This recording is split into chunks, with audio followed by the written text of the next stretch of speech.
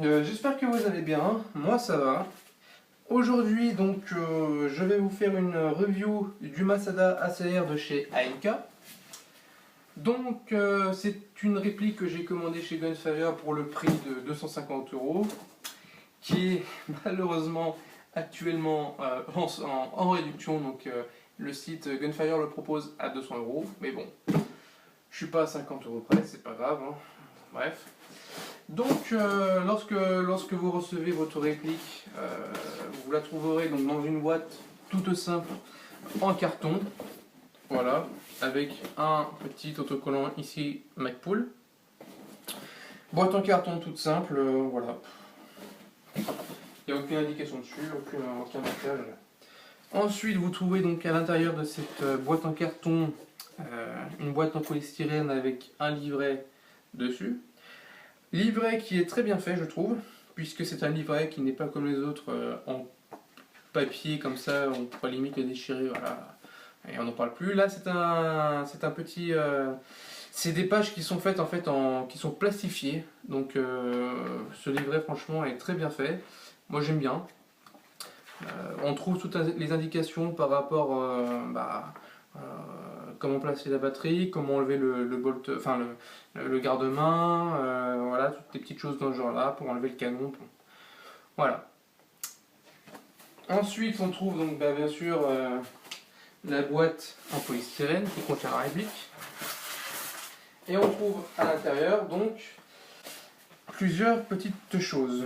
On trouve déjà pour commencer une petite tige de libourage, toute simple, franchement très simple. Ensuite, on trouve un chargeur de batterie. Voilà. On trouve avec le chargeur de batterie une batterie. Une batterie donc 1200 mAh, 8,4 volts. Bon bah vous le voyez, hein, déjà la tête de la batterie ne donne pas forcément envie. Moi j'ai pu l'essayer, bon c'est vrai que la 8.4 n'est pas forcément très réactive. Je passerai sûrement sur une 9,6 ou sur une Lipo 7.4, à voir. Je verrai, parce qu'il y a déjà pas mal de projets sur la réplique avant de changer de batterie. On trouve également un petit sachet de billes, voilà, tout simple, hein. Aucune indication sur le grammage, si elles sont biodégradables, ça m'étonnerait, donc c'est pas leur truc. Et on trouve également donc voilà, un petit truc pour régler le sight avant. Tac. Puis on trouve donc bien entendu on trouve la réplique. La réplique comme celle-là. Donc la réplique du Masada ACR de chez AMK. On la trouve donc avec un chargeur, bien sûr, un chargeur iCap de 300 mAh. Et donc voilà.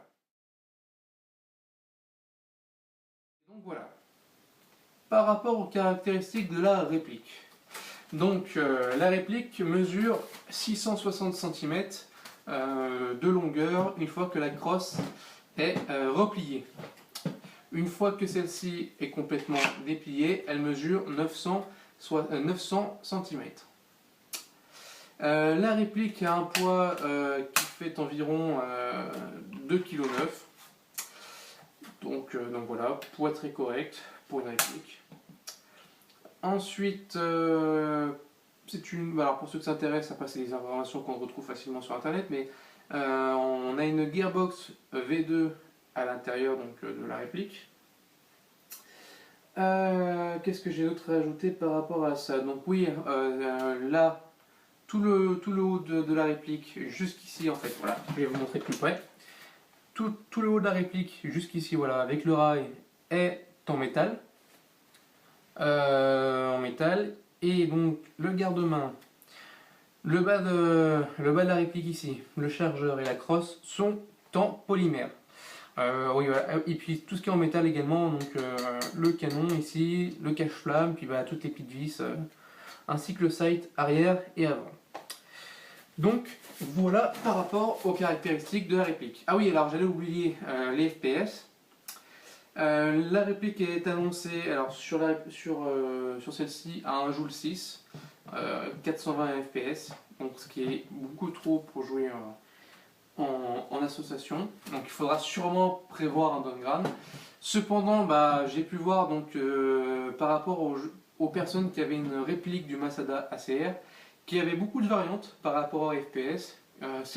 Pour certains, la réplique sortait des billes à 170 fps, pour d'autres aux alentours de 340-350, et encore pour d'autres, ce qui est normalement le cas, des billes à 420 fps. Donc on va passer aux avantages et aux inconvénients. Pour commencer, on va passer aux inconvénients. Le premier inconvénient, et qui doit être propre à ma réplique, je ne sais pas parce que je n'avais pas remarqué sur les autres, c'est la goupille.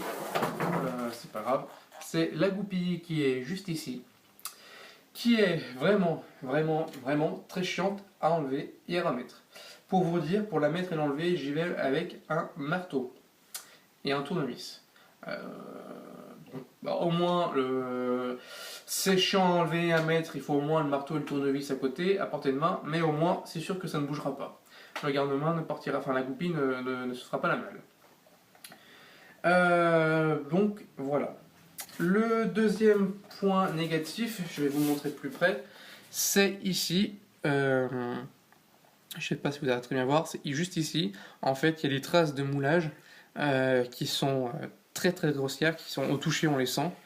Il faudra sûrement passer un coup de lime dessus pour arranger la chose. C'est dommage, parce que tout le reste de la réplique est à peu près correct. Bon, après pour le prix, 200 €, on peut pas non plus demander un truc nickel parfait, voilà, et même sur des répliques à 400 et quelques euros, c'est pas toujours nickel.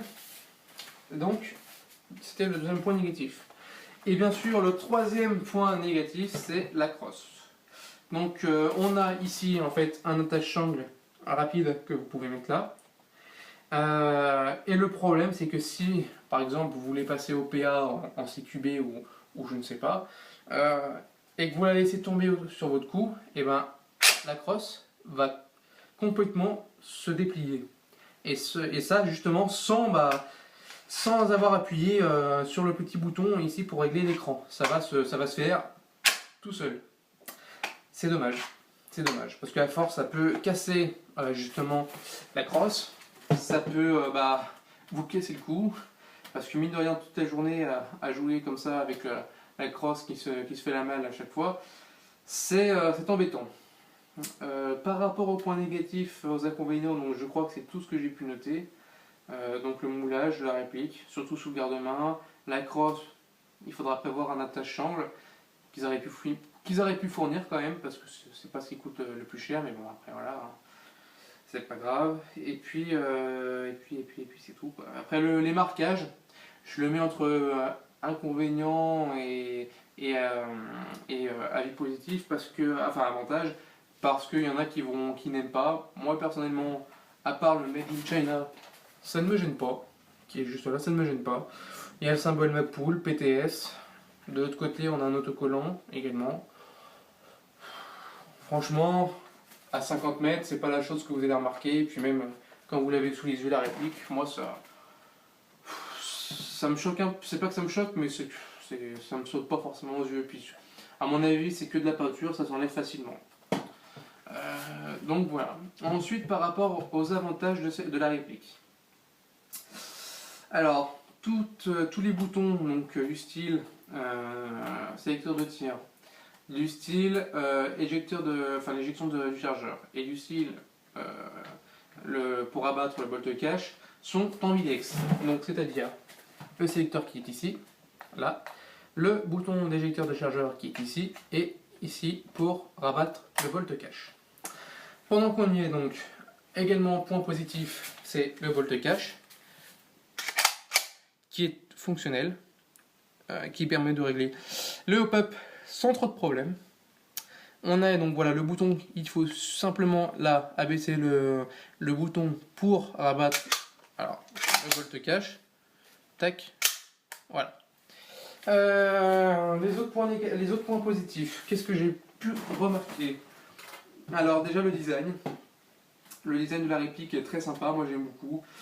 Ça me fait penser un peu à un Scar avec la crosse.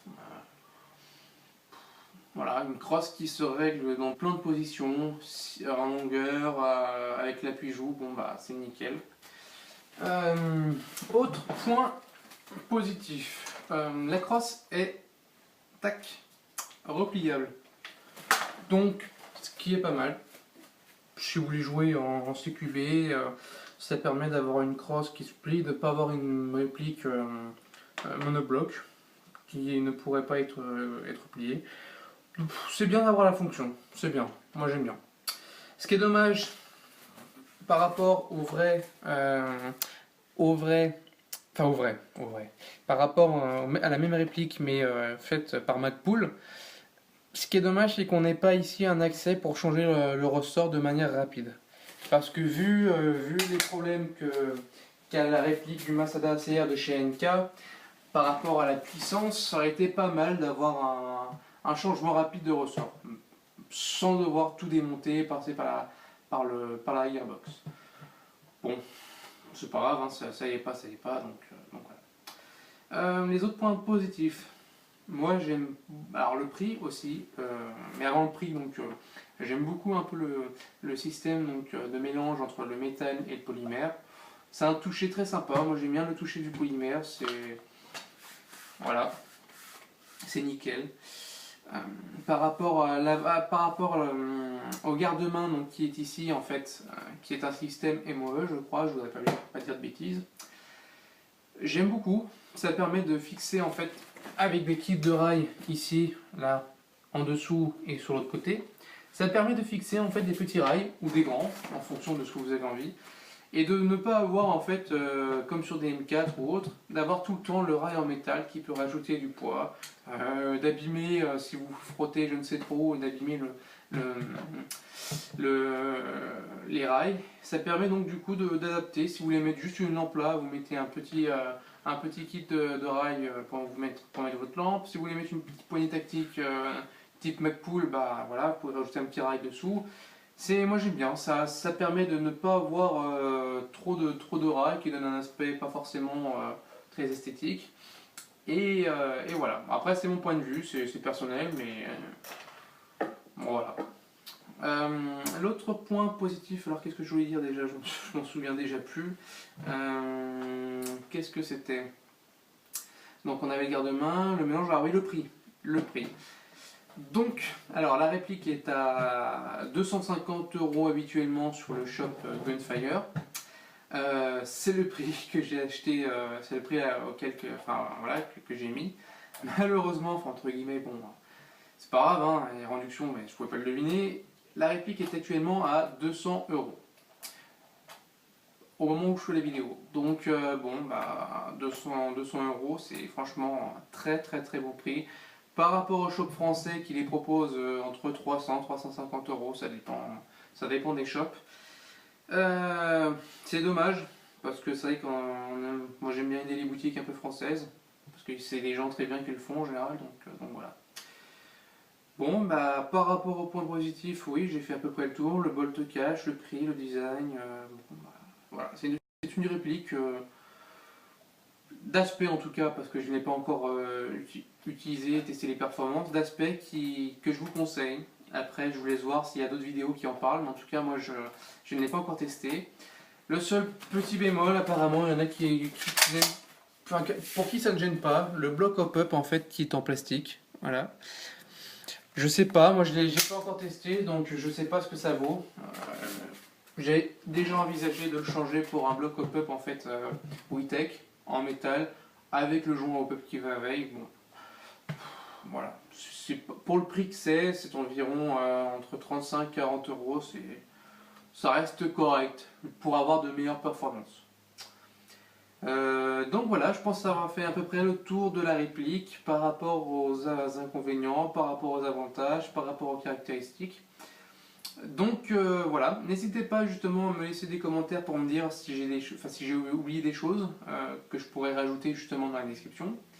N'hésitez pas également à liker la vidéo, à vous abonner si c'est pas fait, et à me dire justement dans les commentaires pourquoi vous n'aimez pas, pourquoi vous aimez, me dire ce qui ne va pas pour que je puisse m'améliorer dans différentes vidéos. Donc sur ce, je vous dis à bientôt, puis bonne continuation.